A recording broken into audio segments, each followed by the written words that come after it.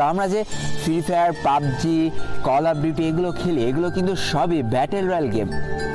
তো বন্ধুরা, আগে জেনে আসি এই ব্যাটেল রয়্যাল গেমের উৎপত্তিটা কোথা থেকে।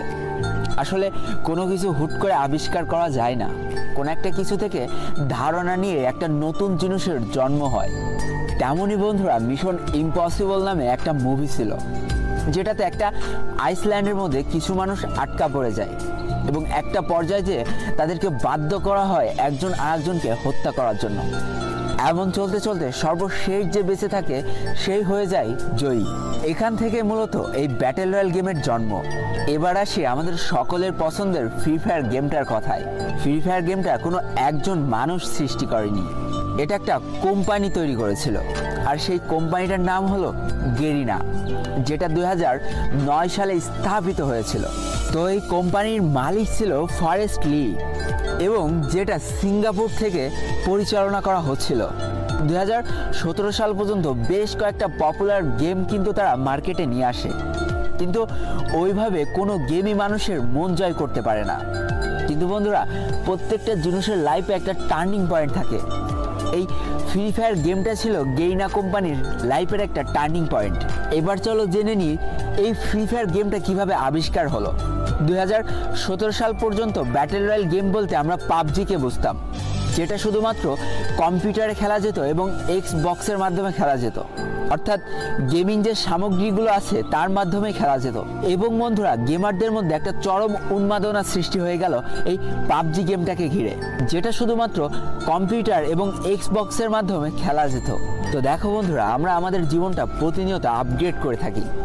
একটা সময় আমরা গেমিং বলতে খালি বুঝতাম কম্পিউটার এবং বিভিন্ন ভিডিও গেম সামগ্রী, কিন্তু যুগের সাথে তাল মিলিয়ে এই গেমারদের জীবনে আরও একটা নতুন সূচনা শুরু হলো, সেটা হচ্ছে মোবাইল গেমিং। আস্তে আস্তে মোবাইল গেমিংয়ের জনপ্রিয়তা পেতে শুরু করে।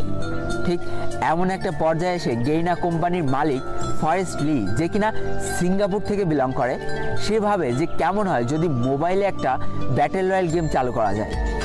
যেই কথা সেই কাজ। 2017 সাল থেকে শুরু হয় আমাদের এই ভালোবাসার গেমটা তৈরি করার কাজ। একটু একটু করে তৈরি করা হয় ফ্রি ফায়ার গেমটাকে। তো বন্ধুরা, তারা এমনভাবে গেমটা তৈরি করতে চেয়েছিল যেন প্রায় সব ফোনে এই গেমটা সাপোর্ট করে।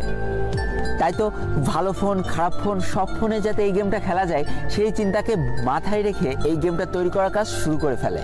2017 সালের মাঝামাঝি অবস্থানে এই গেমটার বেটা ভার্সন লঞ্চ করা হয়, অর্থাৎ কিছু মানুষের মধ্যে এই গেমটাকে সীমাবদ্ধ করে দেওয়া হয় এবং যারা খেলে এই গেমটার ভালো ও খারাপ দিকটা তুলে ধরে, যেটার পরে ভিত্তি করে এই গেমটার আরও নিখুঁত করে তৈরি করার কাজ শুরু হয়ে যায়। 2017 সালের 4 নভেম্বর চলে আসে এই গেমটার লঞ্চ করার সেই অন্তিম দিন, যেদিন এই গেমটা হাজার হাজার মানুষের মধ্যে ছড়িয়ে দেওয়া হয়। এবং এই গেমটার জনপ্রিয়তা পাওয়ার অন্যতম সেরা কারণ হলো এই গেমটা মাত্র 512 র্যামেও সাপোর্ট। কারণ বন্ধুরা, তখন আমার নিজেরই 512 র্যামের একটা ফোন ছিল, আর এটাই ছিল ফোনের প্রথম ব্যাটেল রয়্যাল গেম।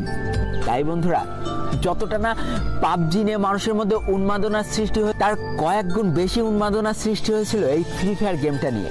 2017 সালের লাস্ট ওই কয়েকটা দিনে 22টা দেশের মধ্যে টপ গেম ছিল এই ফ্রি ফায়ার গেমটা।